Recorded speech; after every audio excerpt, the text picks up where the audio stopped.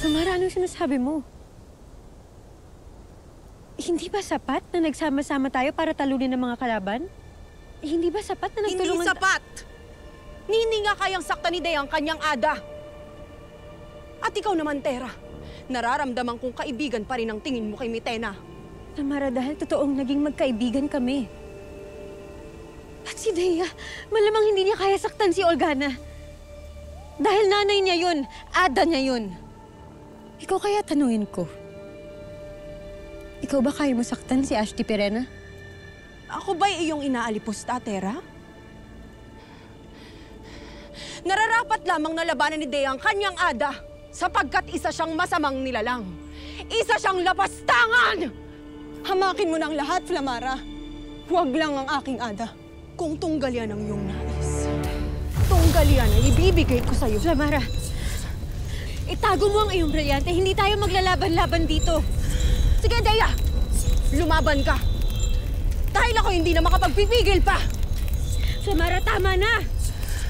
Ano, Dea? Sa ka bang mahinang nilalang? Lumaban ka, Dea! Flamara! Dea, sandali! Hindi tayo mag-aaway-aaway dito. Sandali lang! Flamara, Dea, tama na! Kilos! Dea! Dea, huwag kang papatol. Simulan mo na, Dea! Samara! Tumigil ka na!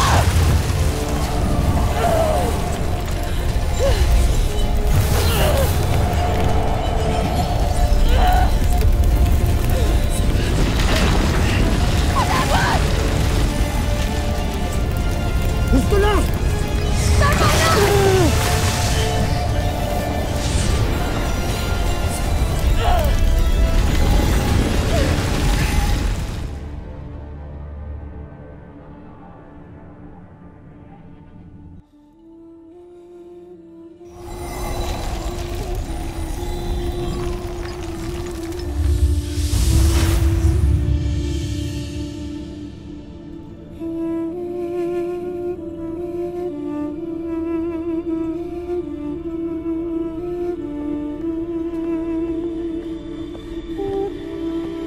Mahal na Kera.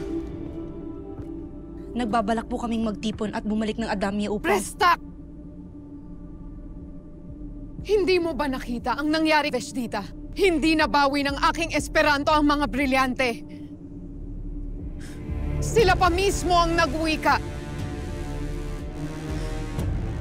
Mas lumalakas na ang mga sangre. Kung kaya't mas protektado na nila ang itinakda. Ano ang laban mo sa mga brilyante? Sabihin mo nga sa akin.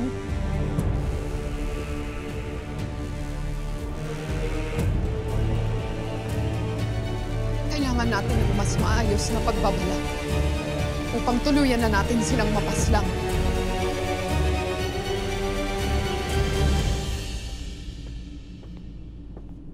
Mahal na Kera. Mawalang galang na mahal na Kera, ngunit aking nakita ang iyong kaibigan. Anak ka.